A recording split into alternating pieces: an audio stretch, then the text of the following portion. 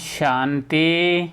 आज 4 जुलाई 2021 के वक्त बाप दादा के ईश्वरीय महावाक्य, रिवाइज डेट 30/1/1988।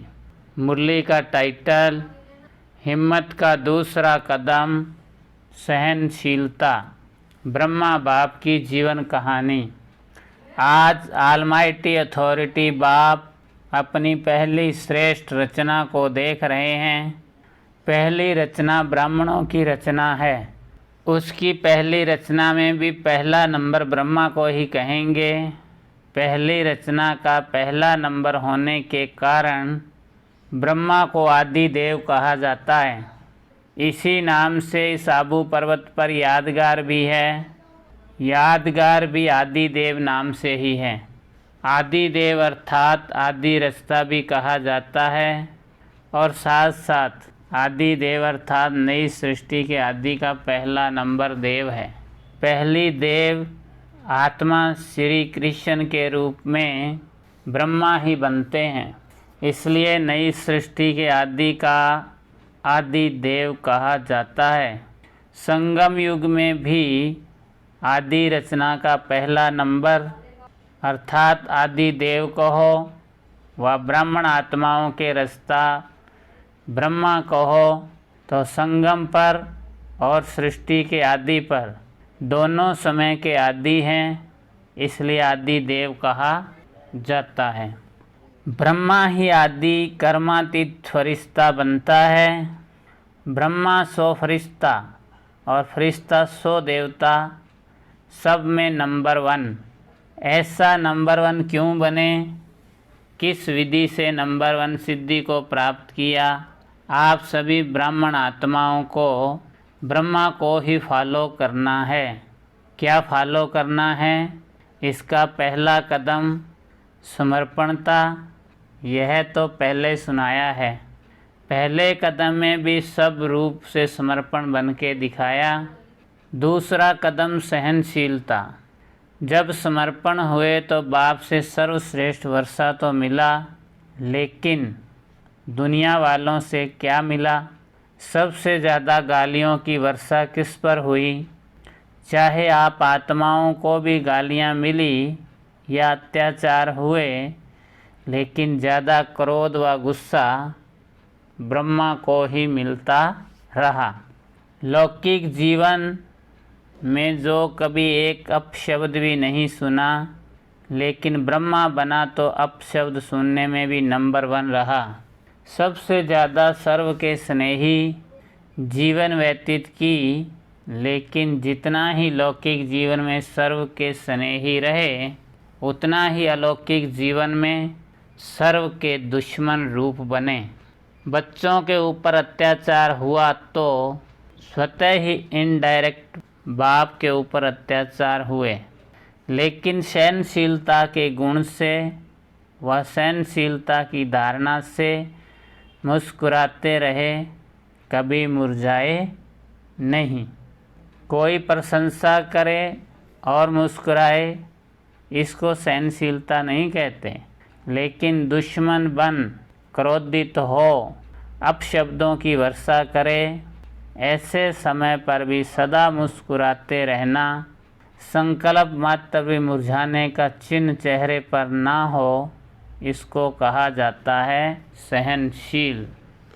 तो बाबा कह रहे हैं, दुश्मन आत्मा को भी रहम दिल भावना से देखना, बोलना, संपर्क में आना, इसको कहते हैं सहनशीलता।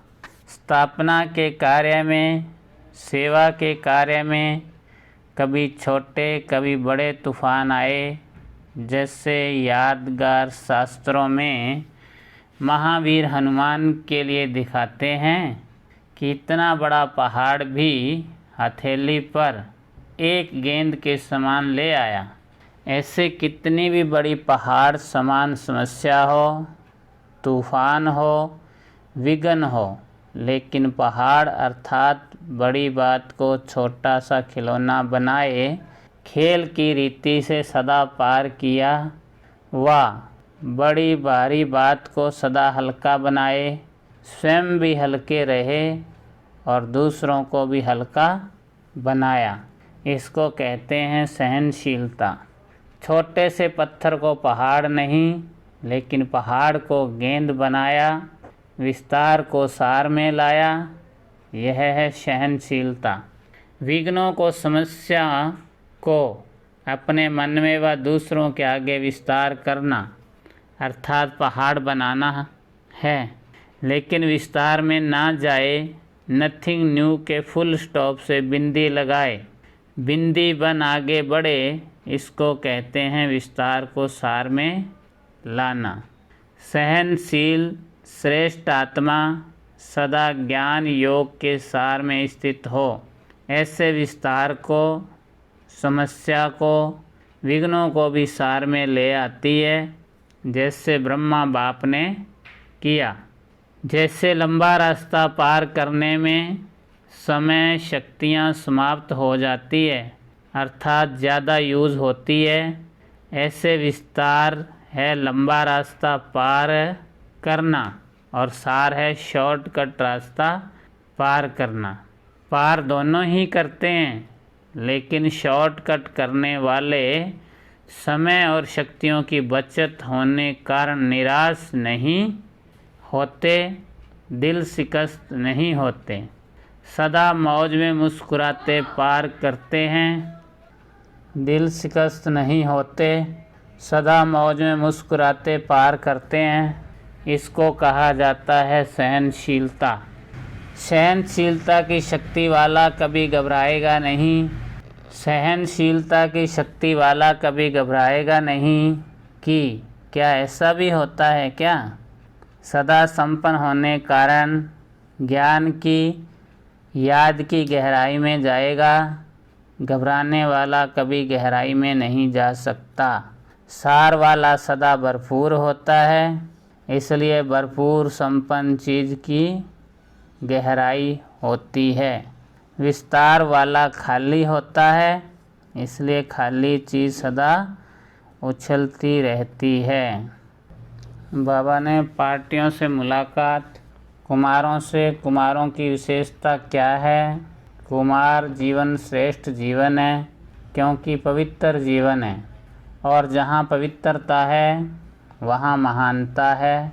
कुमार अर्थात शक्तिशाली, जो संकल्प करे वह कर सकते हैं। कुमार अर्थात सदा बंधन मुक्त बनने वाले और बनाने वाले।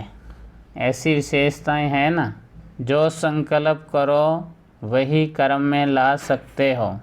स्वयं भी पवित्र रहे, औरों को भी पवित्र रहने का महत्व बता सकते हो। ऐसी सेवा के निमित्त बन सकते हो।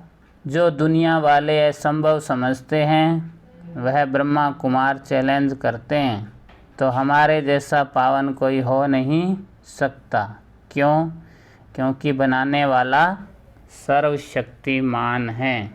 फिर बाबा ने कहा कुमार अर्थात सदा अचल अडोल, कैसी भी परिस्थिति आ जाए लेकिन डगमग होने वाले नहीं, क्योंकि आपका साथी स्वयं बाप है। जहाँ बाप है वहाँ सदा ही अचल अडोल होंगे। जहाँ सर्वशक्तिमान होगा वहाँ सर्वशक्तियाँ होंगी।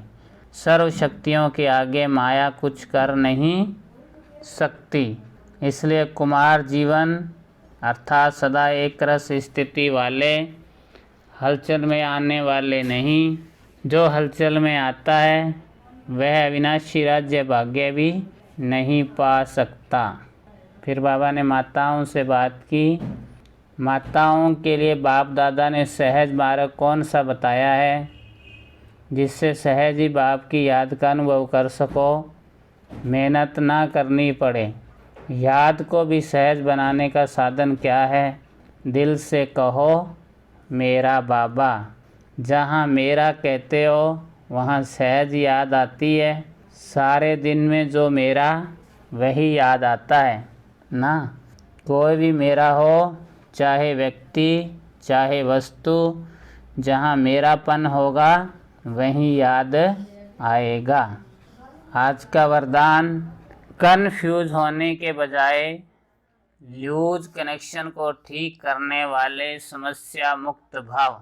विस्तार सभी समस्याओं का मूल कारण कनेक्शन लूज होना है। सिर्फ कनेक्शन को ठीक कर दो तो सर्व शक्तियाँ आपके आगे घूमेंगी।